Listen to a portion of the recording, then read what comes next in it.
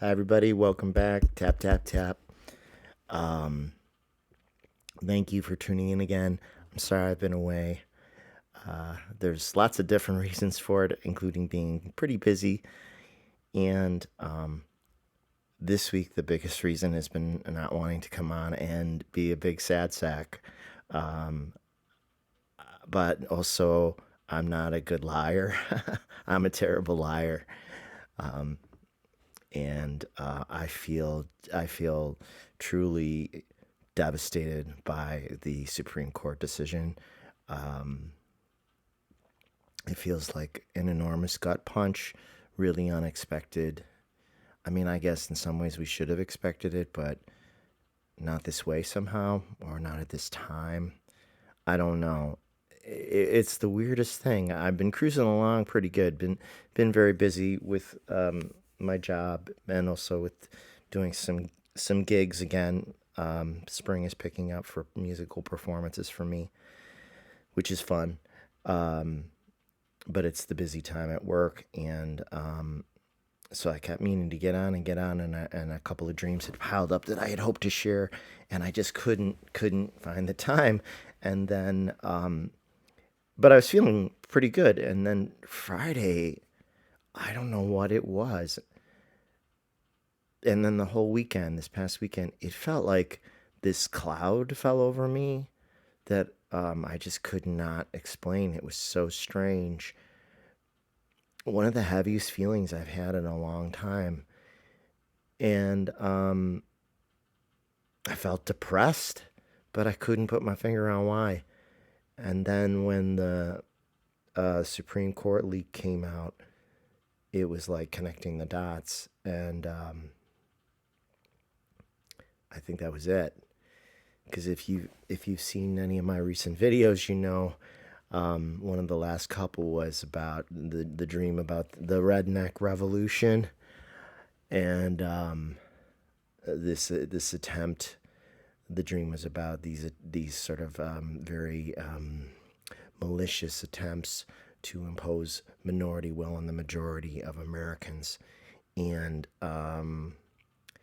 there's a part of me that is a little is a little creeped out that dream ended up being a little too on the nose, if you will, and a little too in our faces.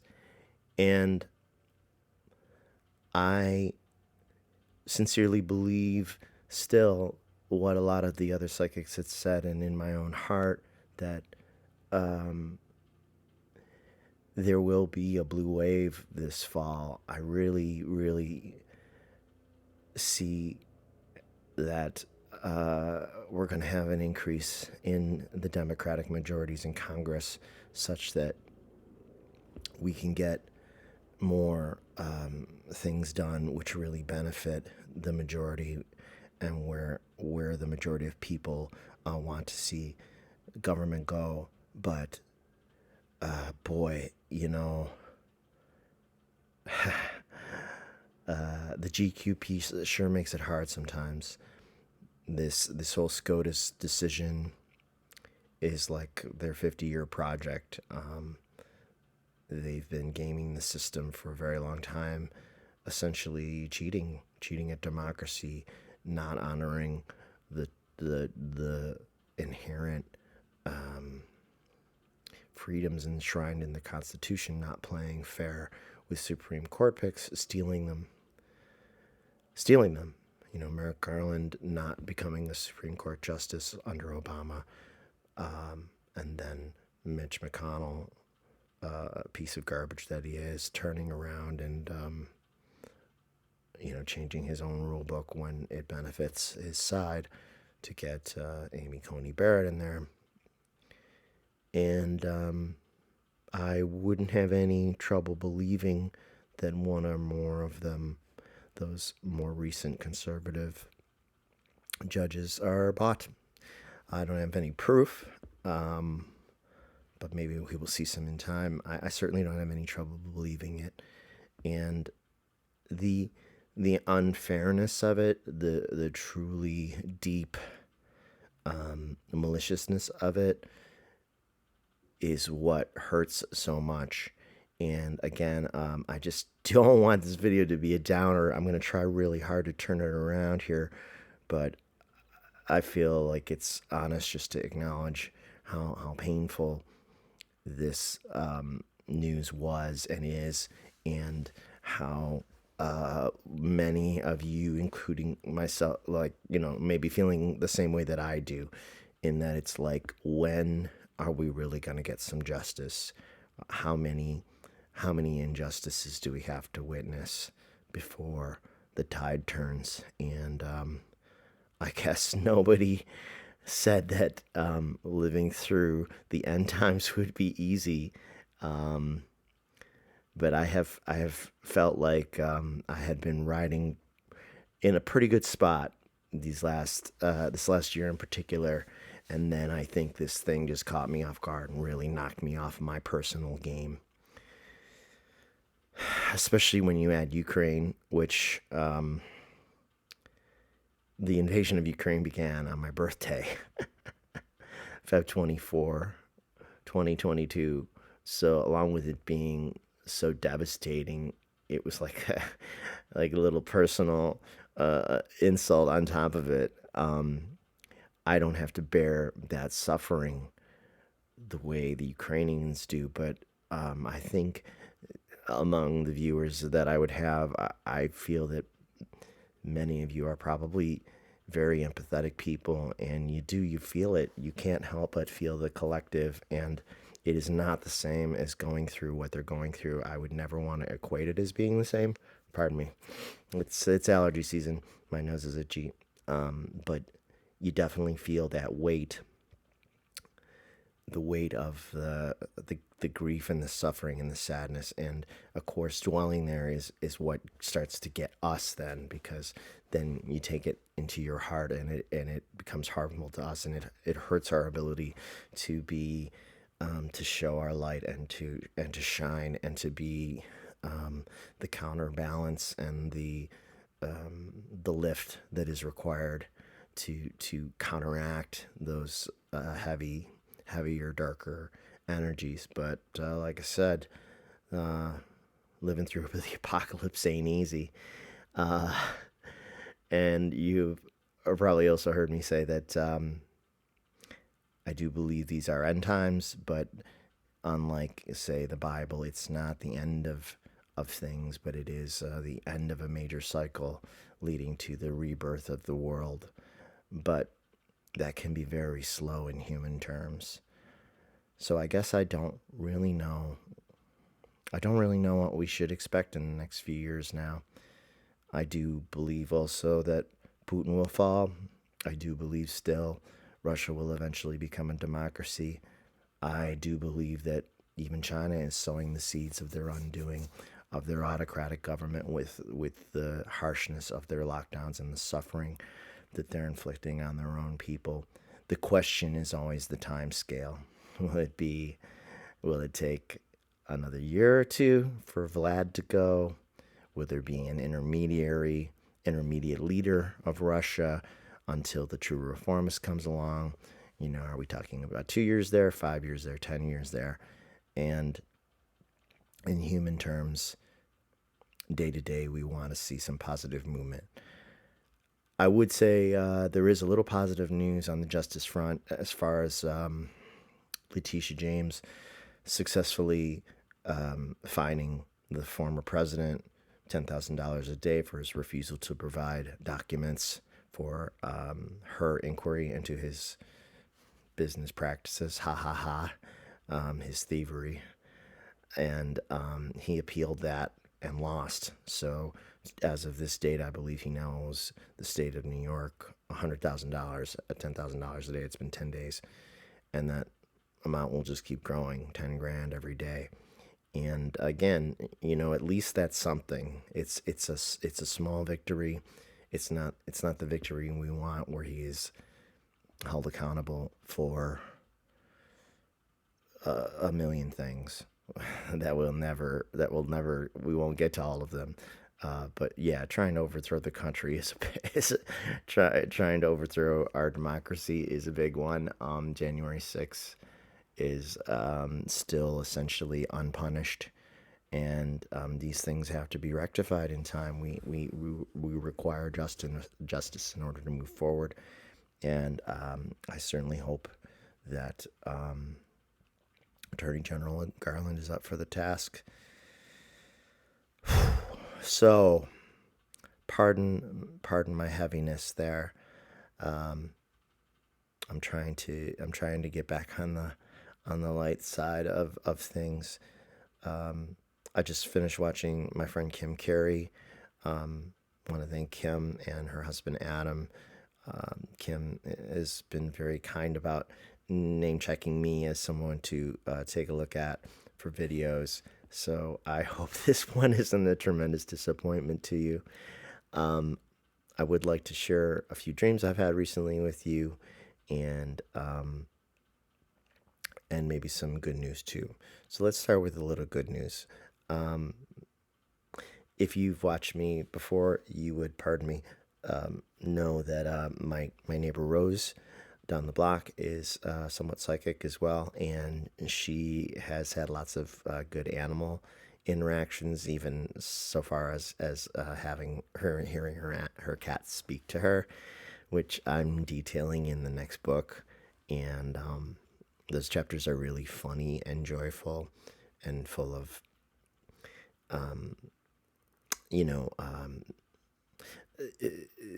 sort of really speaking to the connectivity that we can have with nature, the natural world around us. And recently, Rose and I spotted. Well, Rose really, yeah, it was Rose, because she puts food out for the neighborhood strays every day, and I contribute to her food supply. Every time I order cat food for my cat Gabe, I give her a few cases of the wet food, and so the neighborhood cats all know she is the source. And I have a couple of cat shelters for the winter out on my porch, and she has a few in her yard. Mine have heated pads in them because obviously it gets pretty cold here in Buffalo in the winter, and so we know we've gotten a few cats through strays through winter that way. Well, Rose has also taken in a number of these strays over the years, and they'll trust her, and she'll catch them, and she'll take them in and get them cleaned up. And recently she saw this beautiful young female cat that she named Dolly, sort of like a orange and red mix with some white. And Rose had a feeling, based on her appearance, that Dolly might be pregnant, and so she wanted to get her off the street. And she succeeded. Rose succeeded. She captured her, and she took her to a vet service locally that does a basic cleanup for a very affordable rate.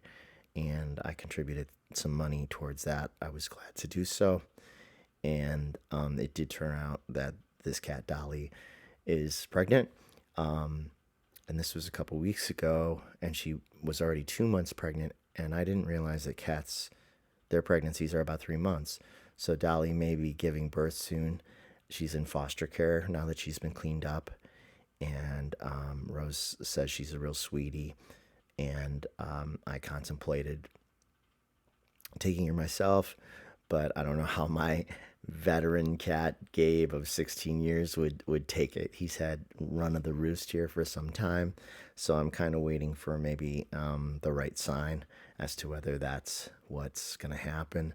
It is definitely also possible that someone will see Dolly now that she's in foster care on the 10 Lives, which is a local cat rescue operation here. 10 Lives. I can't remember, 10 Lives Cat Rescue, is that what they go by? Anyway, that's what it is. And so she'll be up for adoption after she gives birth. But I guess Rose said it takes about 2 months. What they do is they wait about 2 months after the babies are born, and then they're all spayed and neutered. And then that's when they can go up for adoption. That's the process. She knows a lot about it. So let's put that in the win column for getting Dolly out of the cold, off of the street, into care as she has her babies. There's another sort of red ratty tabby that we've seen around the neighborhood for years. Rose says that my neighbor across the street, whose name is Lou, I don't know Lou really well though. I don't see him out that often.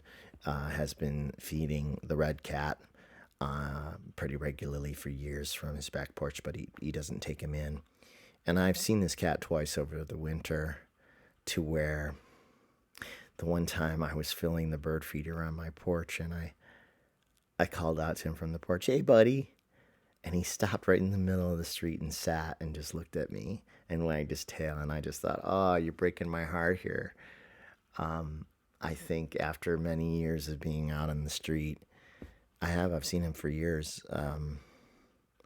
Maybe he wants to come in now. Maybe he's had enough of being an outdoor cat. And so Rose and I have spoken about him as well. If she has the opportunity, she will capture him as well and take him in and get him all cleaned up, because surely he's got probably all the fun stuff that they get out there, like, fleas and ear mites and ticks and God knows what else. And certainly he could use a good shampoo and shower. So we will see where that goes, and it'll be the same thing if Rose is able to capture him and clean him up, get him cleaned up, because she's retired. Not that she doesn't have a lot on her plate, because she's also taking care of her husband, who is not particularly well. If that works out, then I'll contribute some cash to that, and we'll get him cleaned up too, and then it'll be the same thing. Sort of weigh whether whether Gabe would tolerate another cat in the house, or whether that's something I'm ready for. So that's on the good side. For those of you who are interested in the squirrel happenings on my porch, our beloved Ellie the squirrel in the neighborhood who used to climb up everybody's legs and body, including mine, and would take peanuts right from your hand. We've not seen her for really since the beginning of the year. So we believe she has crossed, but her kids are around all the time, and my regular viewer and friend Diane named one of the kids Aaron, gender neutral, because I don't know if Aaron is a boy or a girl, but probably a girl. But Aaron has many of Ellie's traits. It must be one of her babies, because they were all in this neighborhood, and she's had 3 litters. And Aaron is the brave one. Aaron is the one that comes the closest to the door when I put the nuts out. And I talk to them from the porch door. And they look at me and they listen. And the more they get used to my voice, the closer they get. So we'll see if Aaron ends up in my lap at any point in the near future. But it doesn't matter either way. It's very cute. And I hope to get a good picture of her in her little pose where, like, when she's like listening to my voice and she's anticipating getting some extra peanuts. Perhaps she should have, like, tucks her arms up, like, "Oh, me? You're talking about me?" It's ridiculously cute. Ellie used to do the same thing. She would climb up on the railing or one of the chairs on the deck and just, like, put her paw up, like, "Hey, I'm here. Anytime you want to feed me is cool." And I'm sure regular viewers also know that sometimes the squirrels will end up on my neighbor Dave's porch next door, and they'll stare at me through my kitchen windows in the back of the apartment up from the second floor. I'll be at the sink putting dishes away or in the sink, and I'll turn to my left, and I'll see a little squirrel just like, "Hey, it's that guy with the peanuts," which is hilarious and fun. And the birds are here often, all the time, because I feed her every day, including the cardinal, Fran's buddy, the cardinal. So that's the good stuff, right? Well, this is already getting long, and it feels like a pretty good ramble. Let me throw a couple dreams in here and try to make it worth your while. I've got a couple that I wrote. into my phone to try not to forget. I wish I like to, I prefer to make videos about some of the dreams right after I have them because they come off fresher that way and I remember more details. But like I said, lately it hasn't been possible. So let's see. Should I go backwards? Let's go backwards. Let me look here. Um, let's see.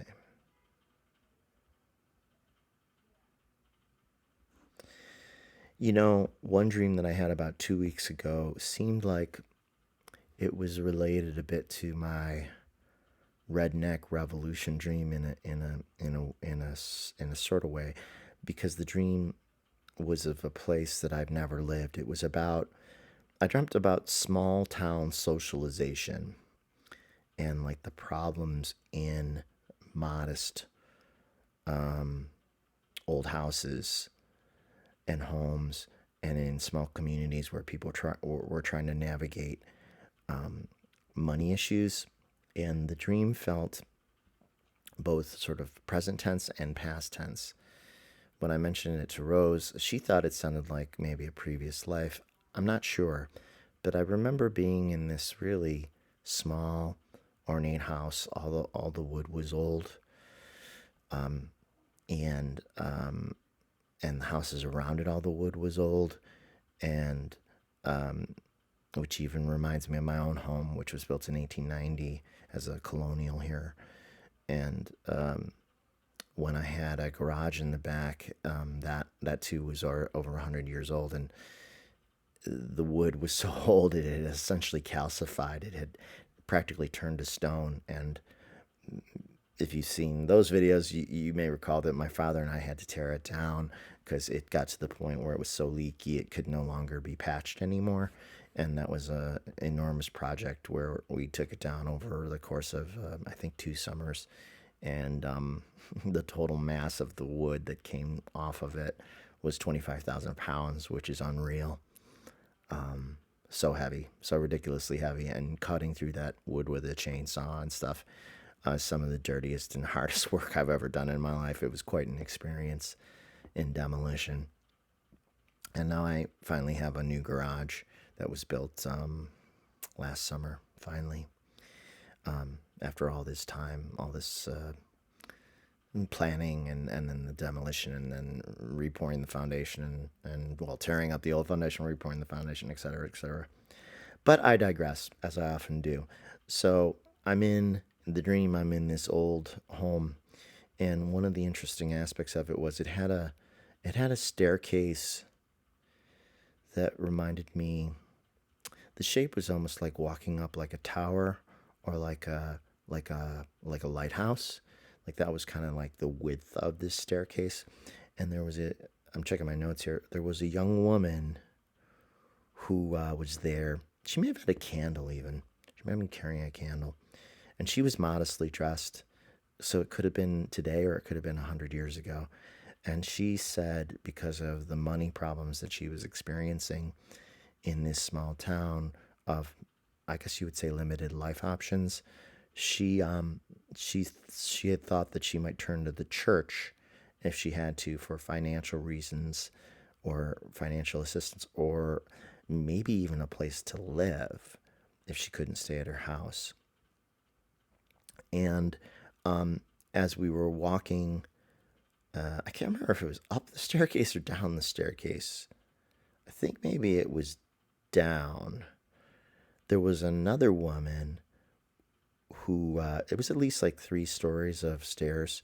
There was another woman there who encouraged me to save time in walking down the stairs by instead floating downward in the center area between, the staircases, like the hollow middle between, like around the stairs. That's how it was kind of structured.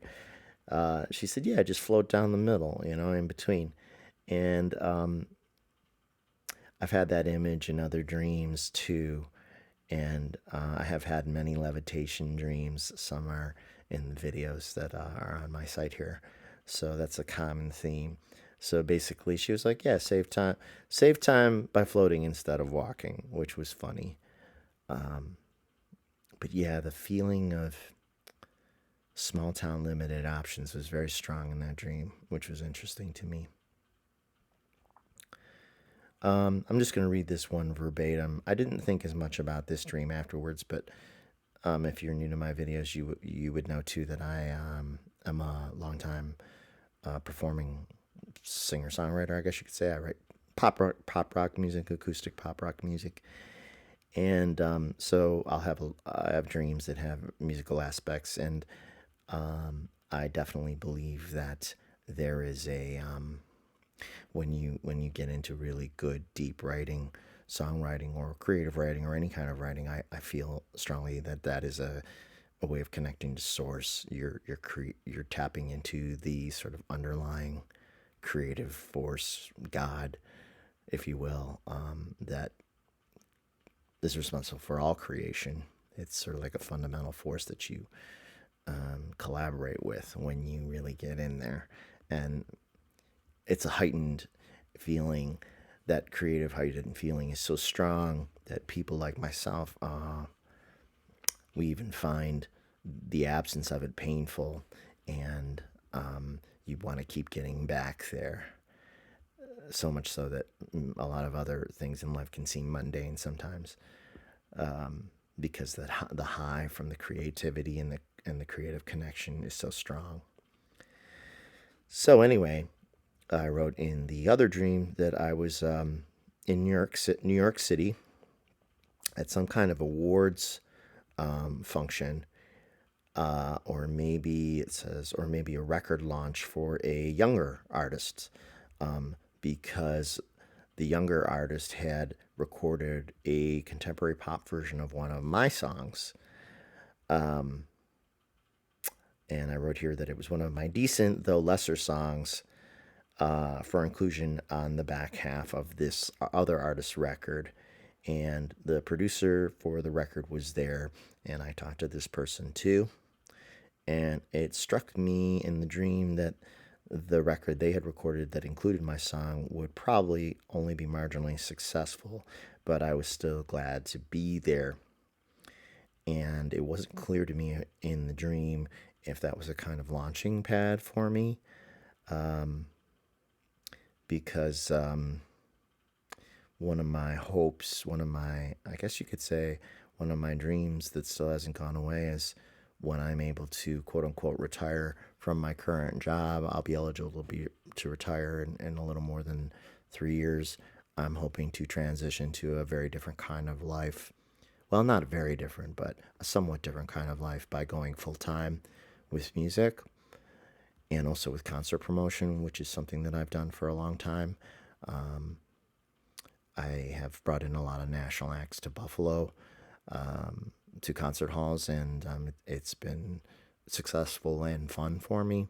And I envision a time when I'm a little bit less on the 9 to 5 clock, and really, truth be told, if my dream comes true, maybe someday I will be a touring performer, kind of a late career, middle-aged touring performer.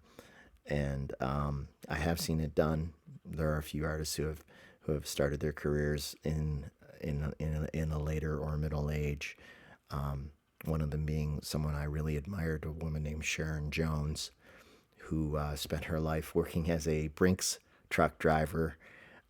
She did security for her entire life, and then I don't know if it was her 50s, she retired from that job, and she ended up singing with a touring band. I think, were they Chicago based, named Sharon Jones and the Dap Kings. And I did see them live on tour at a venue here in Buffalo a number of years ago, and it was a really, really cool band. I believe it was a 10 or 11 piece band, really big, and with a whole horn section, two background singers, and just this big old vintage, almost doo-woppy sound, but modernized. And I would tell people when I was trying to explain what she was like, I would say she was like a female James Brown. She was so dynamic and powerful on stage, and you just could not take your eyes off her. Like, as an entertainer, she was completely inspiring.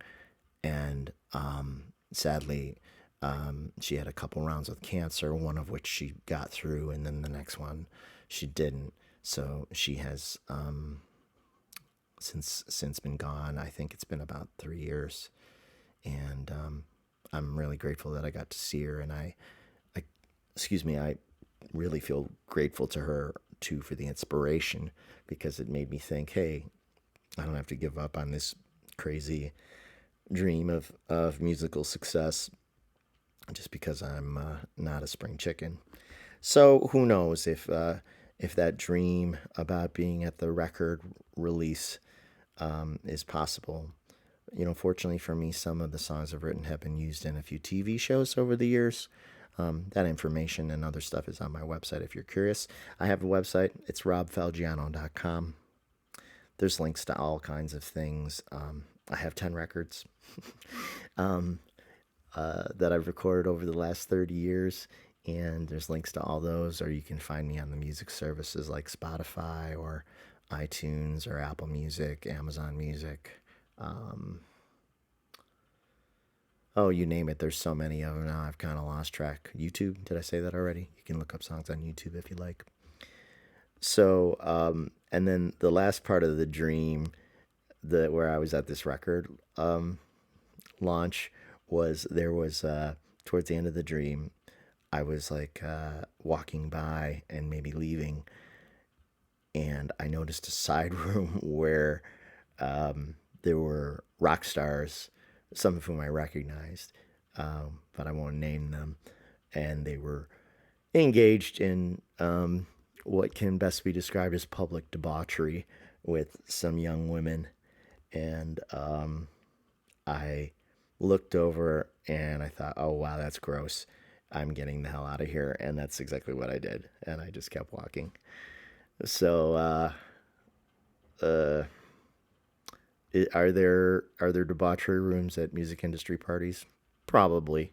I don't think I'll need to participate in those if I ever have the opportunity.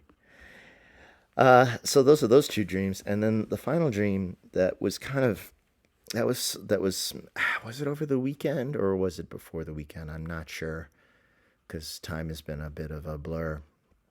But I had a very interesting dream about, I guess you could say, property and inheritance. To give some context, like I mentioned before, the house that I live in Buffalo is in a historic district, and was built in 1890, and it is just beautiful. It is a huge 3-story home, including an enormous attic. The house is divided into 2 apartments, a lower and an upper. I live in the upper, and I rent the lower to tenants. And I've been here for 15 years, and I think I've only had maybe 4 or 5 sets of tenants. I tend to keep the rent lower, actually quite a bit lower than market value, for lots of reasons, including the fact that I do think that rent is too high in general in the city, and also because I tell tenants kind of the same thing whenever they move in. Like, it's somewhat of a privilege to live here because this house is really beautiful, especially with all the renovation work that both my father and I have done here. But I have certain expectations, and those include keeping the place extremely clean, paying your rent on time, just being a decent, good tenant, and making sure that this environment is always peaceful. And this has seemingly allowed me to attract pretty good tenants who stay for a good while, as is the case with my current tenant. So, in the dream, I should also mention that I bought this house I live in, from my father and my aunt after my grandparents had passed. It was my father's childhood home. My grandparents, his parents, lived in this house for all of their married lives, and the house, a little noise outside, And the house even came down through my great grandparents. My father's mother's parents owned the house initially. They were the first in the family to own it, though they were not the original owners of the house. There were only a few other owners before them, though, I believe. So when I got the house, my father had already started doing a lot of work on it. This because he had recently retired, and the house needed a ton of renovations. And since I've moved in, I can't even tell you how much renovating I've done. It's with my family's help. It's been tremendous amount of renovation, a ton of work and money and sweat. And but it's a beautiful home, and I feel really fortunate to be here. And yeah, it's a place that I just love to be in. I love my neighborhood. I'm in an arts district, and some of the bars that I used to play when I was a younger man are bars that are literally down the block from me now. If I just want to go down and listen to some music and have a drink, there's a club called Nietzsche's, which is on Allen Street here nearby, that literally has music every night of the week, and I'm especially fond of going there for jazz on Sundays. Very bohemian, and it is always a place that I have felt I have belonged. Funny how that is, how we are pulled to the places to which we really already feel that we belong. A lot of times, the interesting, curvature of our lives. So again, though, in this dream, it was about property. In the dream, I not only owned the home that I own now, but I owned another like rental property, which may have been gifted to me by my father, but he doesn't own any other rental properties now, so this is all fictional. And it seemed like I've dreamt about this other house a few times, and the house is very strange. It's kind of in disrepair. Not in a way that I would leave a property unless somebody like literally like gifted me a property like out of the blue and I had to take care of it, or even sell it and just get rid of it. Like, and the house is kind of crooked. Like it has 3 stories, but it kind of like this. It almost has like a spire at the top that is like not aligned with the rest of the house. It's a very strange looking house, and it looks architecturally unsound from the exterior. And in the dream, it's almost like I've half expected the 3rd story to like fall off someday. And I don't know why. I don't know why I hadn't taken care of it up until then, addressed it until then, unless I had only just recently acquired the property. That seems more likely in the dream logic. But in this particular dream, I go to sort of like check out the house, and I don't know if I'm getting it ready for renovations. I think that was the idea, that I was going to even renovate this second house now. Maybe not me personally, but hire people to do it and try to like make it a much better home as a rental unit. But when I go there, there are people there who are all like nobody's taking care of the place very well, and the people are all kind of moving out anyway, and it's all in disarray. And then I discover that 3rd story section that I mentioned, like, so here's kind of like the basic house, and it's rising, and then like this 3rd story section that's like seems like it's gonna fall off. Well, it turns out that whoever's been living up there on the 3rd floor has been so uncooperative with like the local officials or whoever oversees housing and housing safety, that they wouldn't let anybody even in to like take a look at it to like check whether it was structurally sound. But somehow, this is where my memory is a little foggy. forgive me. It was confusing, but somehow, like the local government, or maybe even the state or federal government, had some usage for this third story space. Like they were using it for some other important or official purpose that I couldn't figure out what it was. And so the local government had taken it upon themselves to like fortify the outside of the entire, like one side of the house, to support this crooked third story. So they had built, as I looked out a window into the backyard, I think I was on the second floor, they had built like a whole support structure of, it was all wood and it was multi-story, and it was almost like they had built like a lattice work support system to hold up the entire side of the house. And it was a lot of wood and it was a lot of work. And then I looked, and then the next couple houses down, and they were like kind of on the slope of a hill, they all had this lattice work. Like there was all this government investment in the preservation of these structures, but it was expensive. Like I was thinking as I looked out there, I was like, this must be like $100,000 or $200,000 worth of like labor and materials to like fortify these structures from the outside, because they weren't allowed to like reinforce them from the inside because nobody would let them in. So it's like, well, what's the purpose of that? And then I remember making my way to the roof of maybe that building eventually, or maybe an adjacent building. And I was like aware that now, like, I owned all of this property. Like I owned all these houses, and I, even the ones that had the government investment in them.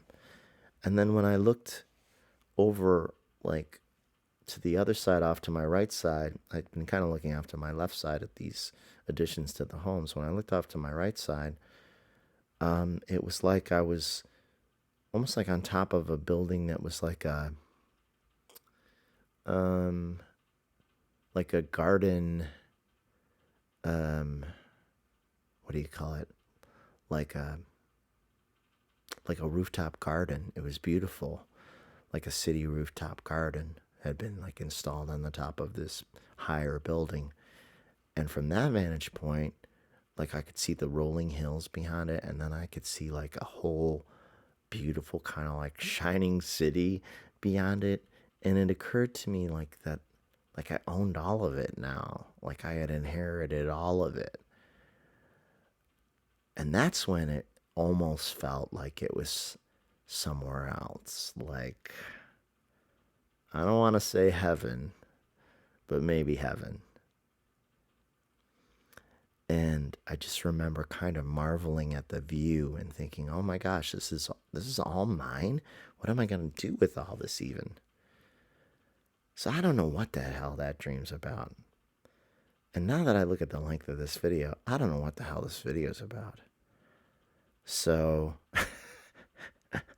I just feel like I've talked myself into a circle. Plus now I'm tired. So I don't know if this is the right introduction to me or not, if you haven't watched me before. More often lately, I've been able to offer a little bit of dream analysis, especially the redneck dream. If you go back and watch that one's real literal. And the theme of that one was that these autocratic power grabs are not going to work. They're tiresome, make no mistake, but they are doomed to failure because it's not what the people want. People of the world want, people of this country want. People want the right to be self-determined. They want their innate God-given freedoms, and they want we all deserve the right to exist without being infringed upon by others, and people are standing up for their right to exist, especially when we talk about people who maybe are different, whether they be gay or trans or a different race or, people of color, like people are standing up for their inherent right to exist. And it seems like the conflict, many conflicts of the world right now are very much about that conflict where the Russians are essentially trying to deny the Ukrainians' right to exist. And it's just not going to fly. But as I've often said, unfortunately, before the freedom is won, there's much suffering, and it always troubles me. Suffering, what appears to be unnecessary suffering, I've always found that to be a very painful thing. And the Supreme Court, the leaked decision seemed to tip my balance in a way that I wasn't prepared for. I found it more upsetting than maybe I should have, but maybe it was more like a straw that broke the camel's back kind of feeling, like really, like on top of all this, COVID, climate danger, climate change, climate problems, autocratic governments trying to squeeze people into, autocratic mindsets and, loss of freedoms. And it just felt like, and all the cheating, really, the almost institutionalized cheating that we're kind of seeing creeping into a lot of corners of American governance. It just felt like, come on, not one more, please. So, I found it even hard to pray this past week, which is unlike me. I just almost felt like, why bother? That's just me being honest, but I know it matters because I've seen how powerful it can be. So I guess I just have to accept that for me it's just maybe a low week. Maybe it's my astrological chart kicking my ass for a week, and next week we'll be back to sunshine. But I have felt a very strange feeling since Friday that has kind of come and gone a little more the last couple of days, but it's still sneaking around. So I hope it'll be a better weekend than last weekend when it comes. And again, thank you so much for checking this out. If you made it this far, God bless you. Because now that it's gone on so long, I really don't even know what I've talked about anymore. So I'll leave it there. I'll hope to come back with something more uplifting next time. But I'm gonna believe what Kim Carey said today in her reading, which is that even if the Supreme Court overturns Roe, because of this leak, the trajectory of things has already been altered. That the anger, the rage that people feel in reaction to this leak will quite possibly cause the court to back down or modify its decision. Or, as Kim said, if it does get passed, it won't last, because perhaps what will happen instead is Congress, either now or after the fall elections, will codify abortion rights into law, make it the law of the land at the federal level, which would, take care of all of this red state sort of interference and nonsense that's been going on for years, where they try to undermine laws that they don't like by just chipping away at them piece by piece. And it's tiresome. It's tiresome because they're living in the past, and the past is ready to be in the past, where the world, these things feel of another time because they are of another time.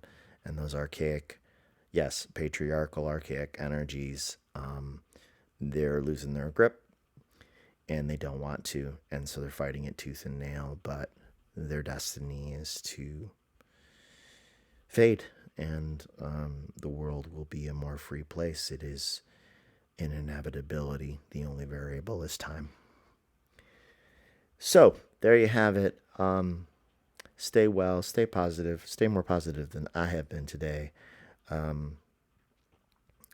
Keep up with the prayers, keep that light energy going to Ukraine. Keep praying for humankind to begin to get a grip on climate change and climate and environmental problems. Pray for global relief from COVID. Pray for global freedom and freedom movements, for people to have that right to self-determination that is, in my opinion, absolutely God-given. It's a gift from God, and when governments toy with it, they risk a lot, because free will is one of the most sacred things, one of the most sacred gifts from the Creator. Okay, that's it for me. I'll see you again soon, I hope. Take care, be well, and have a great weekend. Bye.